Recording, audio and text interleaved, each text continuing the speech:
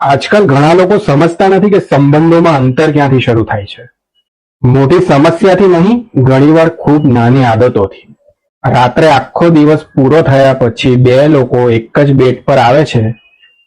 એ સમય માત્ર ઊંઘવા માટેનો સમય નથી હોતો.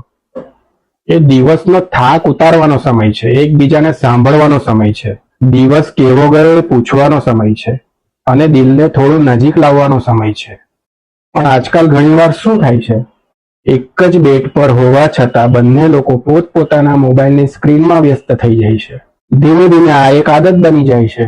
વાતચીત ઓછી થવા લાગે છે, ધ્યાન એકબીજાથી ખસીને સ્ક્રીન પર જતું રહે છે અને જ્યાં ધ્યાન ઓછું થાય ત્યાં લાગણીમાં પણ અંતર આવવા લાગે છે.